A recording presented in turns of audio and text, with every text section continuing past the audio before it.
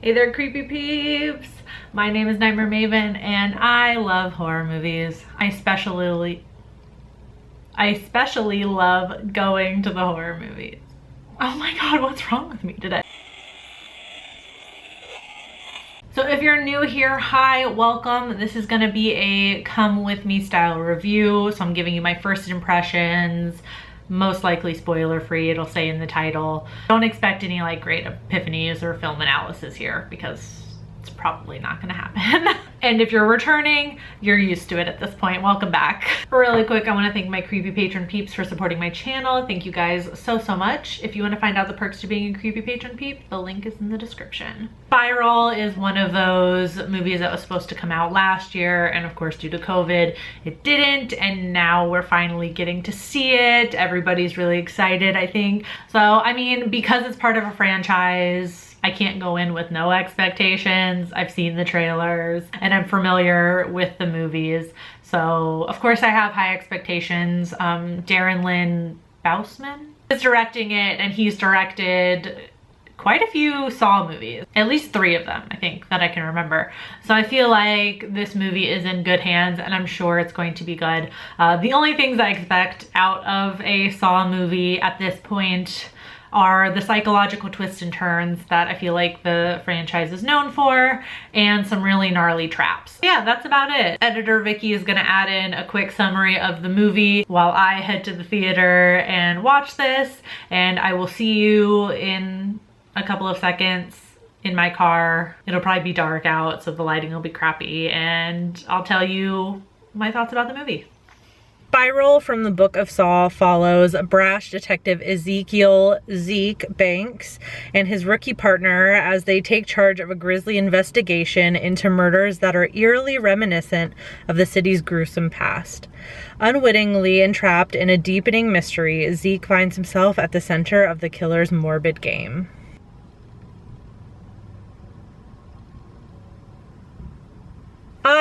Let's start off with what I was expecting out of a Saw movie, right?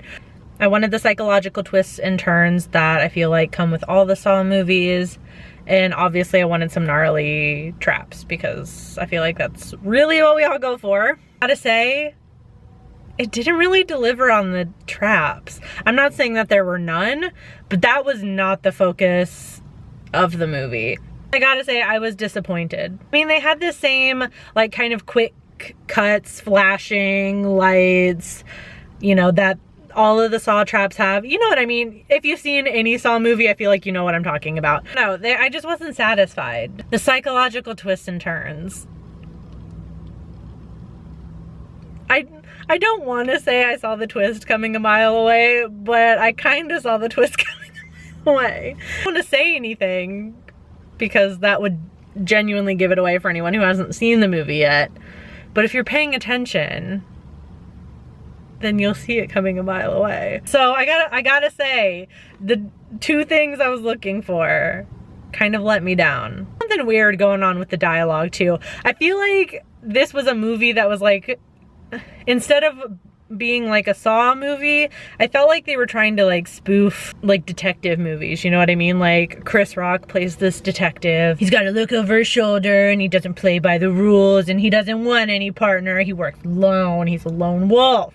That kind of thing, you know what I mean? The dialogue was extra cheesy and a little expository at times. I feel like the Saw movies tend to do that. Like there's always that one moment in the movie where you'll have like Jigsaw or somebody explaining to another character at the end what's going on. Instead of just doing that at the end, they did that throughout the movie.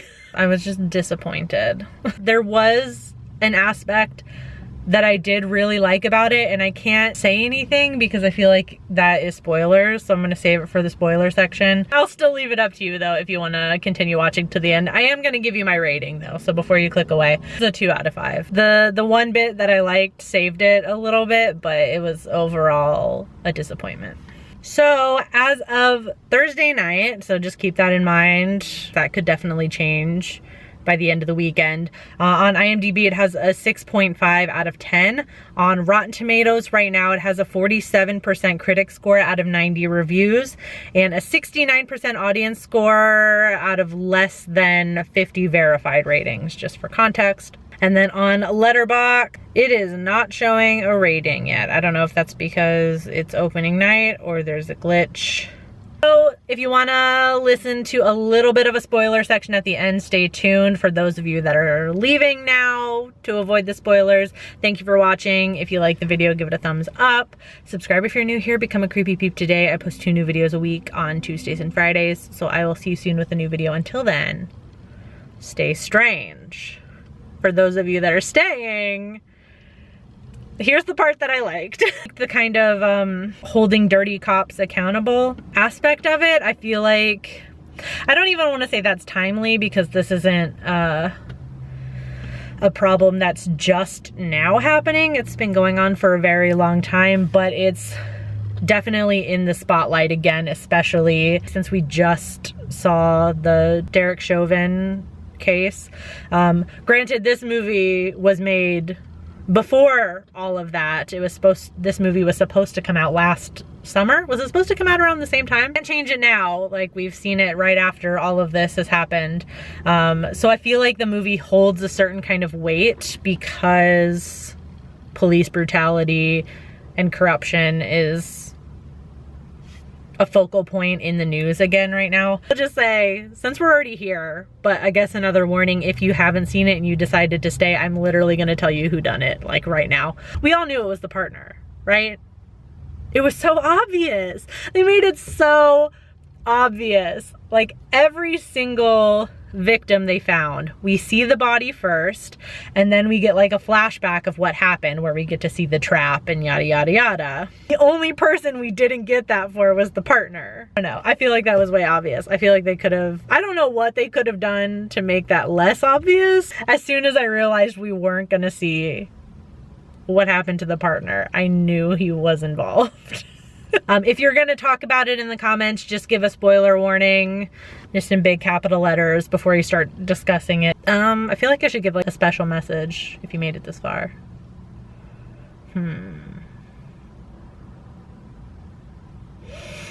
I got nothing. I love you. Talk to you later.